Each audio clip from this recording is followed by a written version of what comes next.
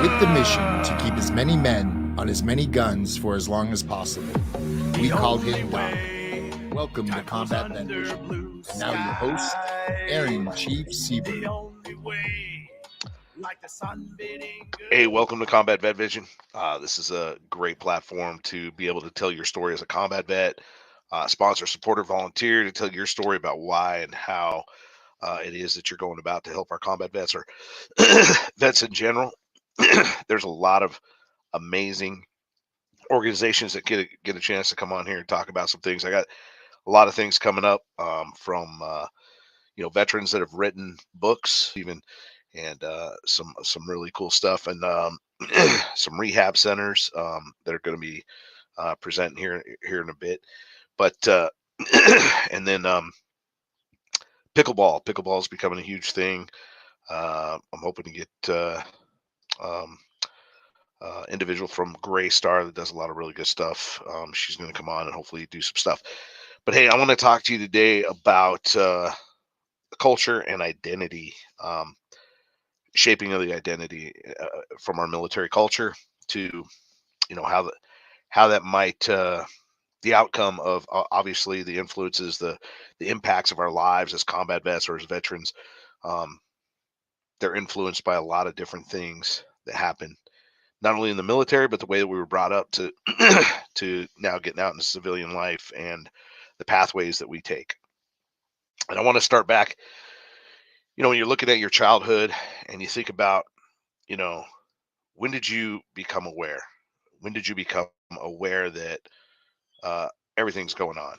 I mean, you're born. I don't know anybody that remembers, swimming out of the birth canal, um, but but maybe somebody does. So the identity there is you're just this baby, you're just like this thing that's trying to figure things out, and you put your hands in your mouth and your toes, and you can roll around like a roly poly. You can do all these really amazing things as this little tiny baby, and you're very fragile, and you got to have everybody help and support. And no, you can't do it on your own. um, so you're a baby, and then and then they call you an infant, right? And then you go into these phases, and then you go into this child, this adolescent, this uh, you go through all these phases, but ultimately you become aware, and you're like, whoa, shoot, I'm 5. I'm going to go to school.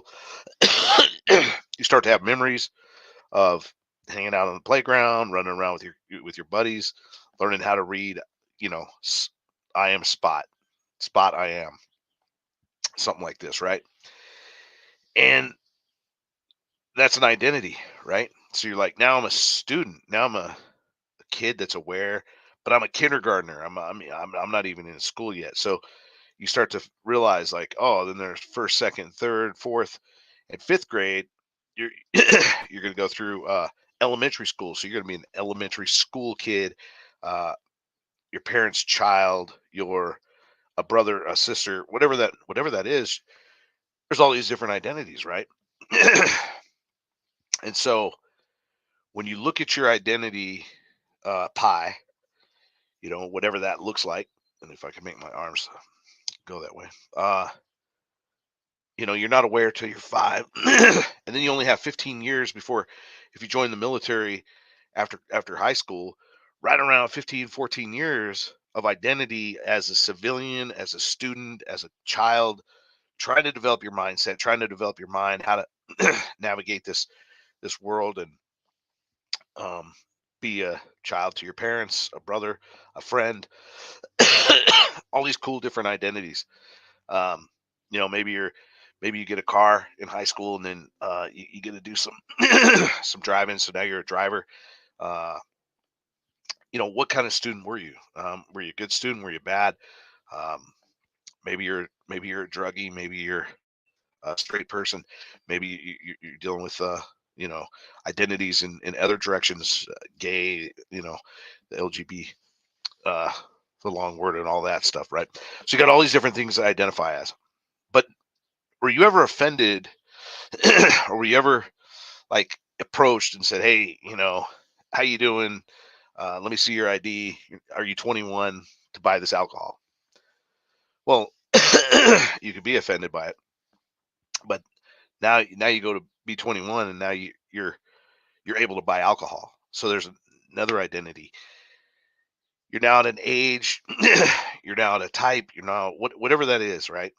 And so then you join the military and you find out, and there's all these rules and regulations as you grow up as a kid, and they're kind of, you learn about freedom, you learn about the United States, you learn about all this cool broad spectrum of things, and you got to really make a lot of really incredible choices. Whether you want to register to vote, um, irregardless, you got to sign up for the draft. But when was the last time we had a draft? Vietnam.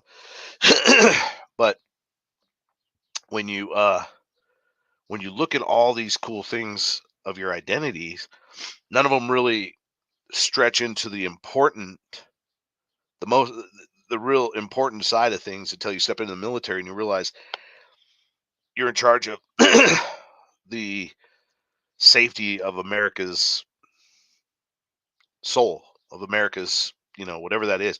You're gonna you're gonna be on the gate. You're gonna be on the fence, watching to ensure that the U.S. is safe, right?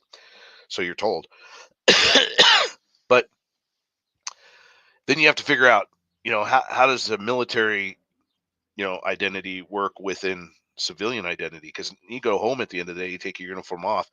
Are you still not upholding the rules, regulations, the the identity of the United States military? And even that's changing, right? The Army just changed some of its motto or whatever it is. They changed it so it didn't have to say uh, a portion that represents the American way, the American thing. And what is that? What is the American identity? Well, there's a flag behind me. There's a flag on my hat. I identify as an American. And if this flag offends you, you're not any less of an American than that because you've chosen to be that way.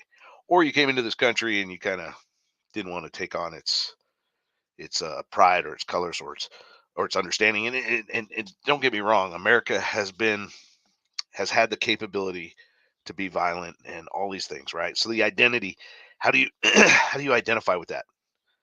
How do you put it in terms? A lot of people are like, "Hey, war's really bad. This, and that," and it is. Why does America always have to um, be on point? Because there are bad people in this world. There are things in this world that want to dominate and take over and hold you, into this little tiny bubble and throw you in the jail without even giving you due process or whatever it is, right? So you're not gonna. There's areas in this world that do not believe in freedom. We've had to keep pathways open, seas open, so trade could happen at a peaceful rate to the point where right now there's all kinds of other things. So a lot of times people will be like, well, how do you identify with that? Well, I'm not against peace, but I'm definitely for those that are about to bring it. So I have to frame that up like, is America a peaceful country? By all means, it wants to be peaceful.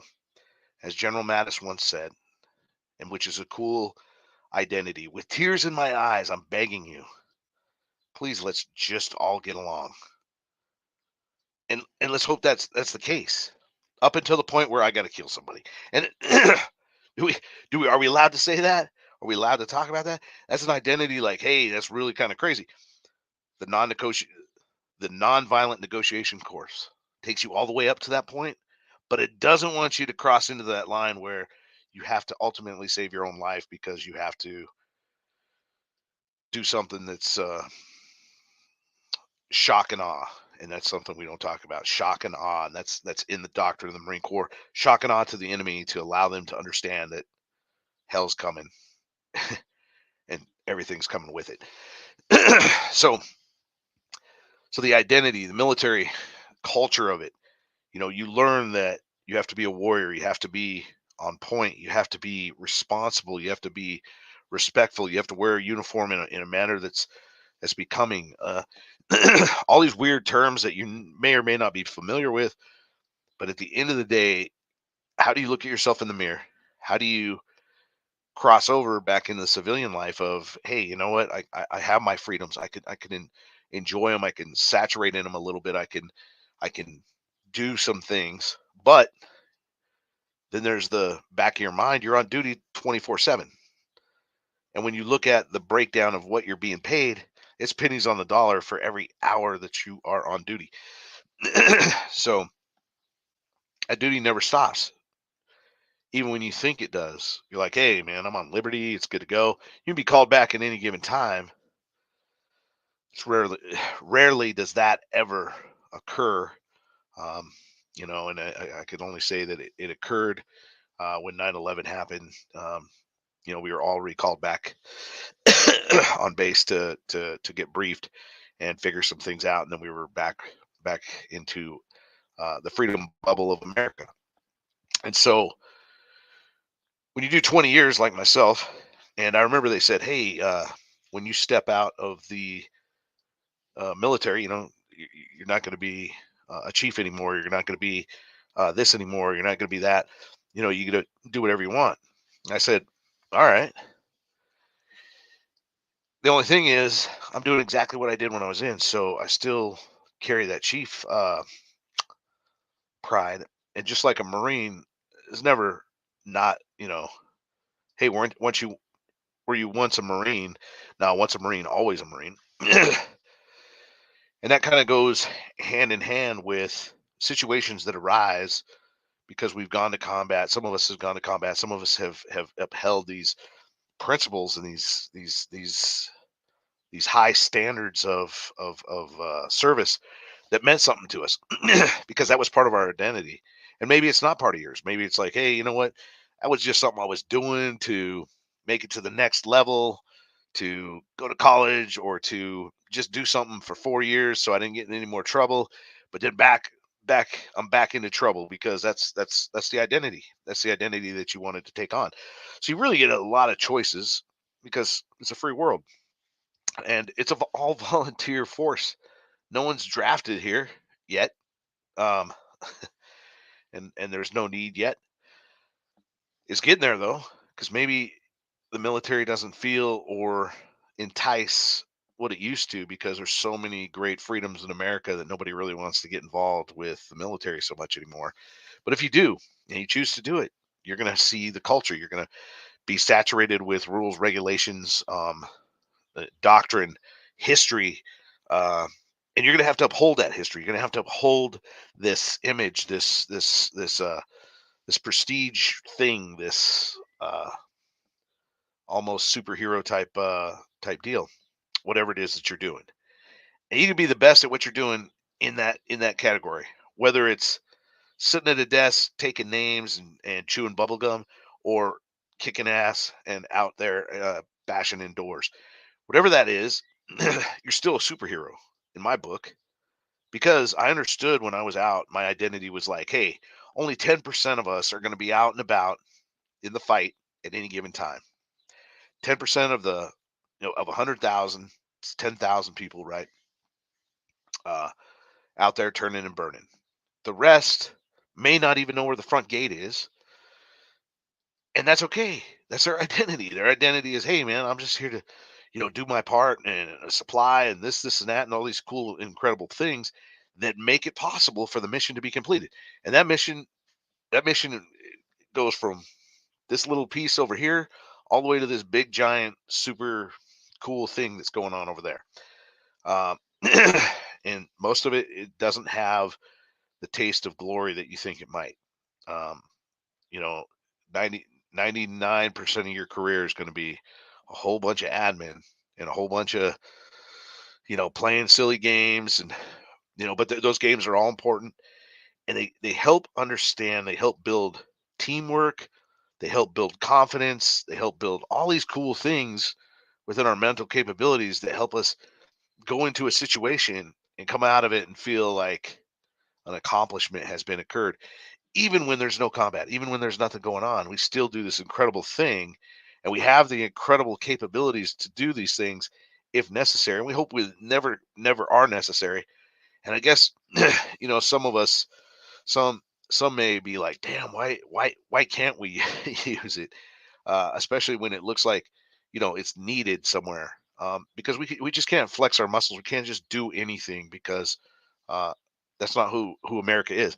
But the world would like to say that America is this great beast of a monster that has created all this, has created all that, has done all this. It never really focuses on, because of that, what was the outcomes? What were the benefits? What are the benefits to having free waters now? You know, what is it? How is it to go to the beach and realize, you can swim on your own beach without being worried about an invasion coming? You know, people don't realize. So they want to paint America as this bad creature all over the world, and we've done some bad things. I'm not saying we haven't, but bad things are necessary to accomplish good outcomes sometimes. And you could tell me all day long that, hey, America's a bad thing because it did this, this, and this. I'll say, hey, maybe it is, but we had the freedom to make a choice to do something that we thought was right, and constitutionally, it had to be right because hopefully we're upholding the Constitution. And the reason I say that is because the identity of that is is is all that's left at the end of the day. But so many things seem like it's counterintuitive to the Constitution or whatever people are doing. But we have so many rights in that Constitution that allows you to be an asshole or a criminal or whatever you want to be. But there's consequences for every one of those actions. There's consequences for my words. There's consequences for everything that I'm talking about on here. But what I do want to say is whatever your identity is, and you take it with you and you make it however you want. Because my identity, at the end of the day was Navy by the dotted line, Marine Corps by heart, Corpsman by soul, and Chief by dedication. And there's a lot of meaning to that. Yeah, I joined the Navy, but I was told when I joined the Navy, I was like, hey, what can I do to be a Navy SEAL? They're like, oh, and that's an identity too, right? Do you want to be this? You could go anywhere in the Navy and anywhere in the Marine Corps. And I said, okay, cool. That's what I want to do. What is a corpsman? I had no idea. I had to do a lot of research and found out it was this great, hospital guy that, gets to work in the hospital, gets to work out with the Marines and all the special forces in the Navy. And I was like, hey, sign me up. And you know, then I had a girlfriend. So then I was a boyfriend to a girl. And then I was like, hey, I really don't want to be this Navy SEAL. It takes up too much time. I'm never going to have any time home. So I, I said, okay, I'll just be a corpsman that hangs out with the Marine Corps, does all these cool things. And that's what I did. I was with group at first. That's basically going up and setting up a MASH type setting and getting ready to take on casualties from the front lines. But then I went with division, and division put me in the front lines. And then with a MIT team, I was specialized trained to help the Iraqis take over their country as a 10-man team built into in the military of the Iraqis to help them take over their country. So I finally got to do what I thought of doing at the beginning of my career, and I said, "Hey, you know what? When am I?" And I used to hear all these stories. It'll be like, "Hey, man, when you're out there with your unit, you're the only corpsman." And I was like, "When are we ever going to be the only corpsman?" And my last career, my last big deal, I was the only corpsman with a 10-man MIT team out doing what we needed to do, and hopefully capable of saving lives, not knowing that my life was going to be the one that needed to be saved. And luckily, a corpsman showed up and helped me out. And I need to get him on here to talk about some stuff too. So um, there's just all these identities. And then when you transition out, it's hard. Do you keep pacing yourself on the military side of things, or do you jump right into the civilian life and just call it a day and be like, hey, I'm a civilian, I don't really know what the military was all about, or I knew what it was about, but I'm leaving that shit all behind and I'm doing this thing. So really, I feel like I didn't even get out. I feel like I wear the uniform of the minute. Right now I'm wearing, the PTSD Foundation of America. Um, and it basically is peer-to-peer mentorship for our combat vets. It allows me to just talk to my combat vets all day long and get them into situations or help or guide them through some issues. and together we thrive. And I mean, like, because I get stuck in my own head sometimes, and to listen to them and to talk with them, it helps me. And our female vets, your female vet, female combat vets, those are out there. I don't give them enough credit, and I definitely want to have a time and um, to sit down and talk with a female combat vet that would like to be on my show and kind of express um, those things too, because that's a super identity cool thing too. Um, and and to get into those dynamics too, when you bring a female into a situation where you have males that like females, it changes the dynamic, so that your identity has to be kind of on point. Is your professionalism good enough to get past your thoughts or your desires or how you're going to communicate or your talk? And it changes because it's real easy to talk to these guys that are around you all the time to have this thing, but when you add a female onto it, it's like sometimes guys will fight over that, and it gets real complicated. So those identities, those things, those dynamics, and all the things that you are as a person, whatever you are as a person, and whoever you are, um, nobody knows your identity more than you. So be cool, calm, and collective if somebody offends you in that identity, and have a discussion, and hopefully the inclusiveness, the um, the prejudice is out of there, and and it's and it'll just it'll help you in your identity, it'll help those in their identities, and it just gets along better. uh be courteous, calm, polite up until where you just don't have to be, or you're forced into a corner where you can't be. And there's so many things, so many directions off of this that I could go. But ultimately, be who you are, and open those lines of communication so others can get to know you, even if you don't want them to know you. Those of you that want to isolate and cause this really thing, if you're thriving in it, thrive in it. But if you're stuck in your own thoughts and you're trying to get out of those, and you're in this identity thing and you just can't shake it, uh open up, talk about it to somebody you trust, and see where that goes. Sorry, I got this cold. It's been kicking my butt for the last 2 days, so I apologize for that. That's another identity, right? Guy with a cold on a podcast. So so when you think about your identities, they're not so complicated that nobody it's your top secret mission to be your identity, because even even Shakespeare uh said, all the world is a stage and all the men and women are merely players.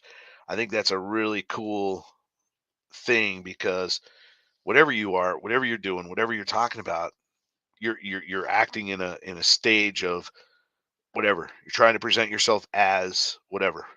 uh I'm wearing the American flag, PTSD Foundation.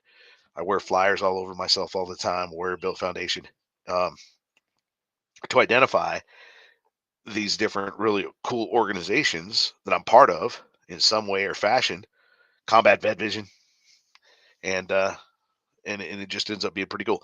So, hey, we'll come back with my last thoughts. We're gonna go to a PSA. If Brian's got that spun up for and Brian's running the sitchradio.com. He's the identity over there, doing all that. So stand by. This message is from the U.S. Department of Veterans Affairs. Did you serve in the military? If so, you can obtain a free lifetime pass to more than 2,000 federal recreation sites. These sites are located across more than 400 million acres of public lands, including national parks, wildlife refuges, and forests. The lands host activities to fit any lifestyle: hiking, biking, fishing, camping, and much more. Old Star families are also eligible for these free lifetime passes. Plus, they cover entrance fees for a driver and all passengers in a car, or up to 3 additional adults at sites that charge per person. Obtaining one is easy. Just go to the National Park Service website, nps.gov, or the National Park Service app.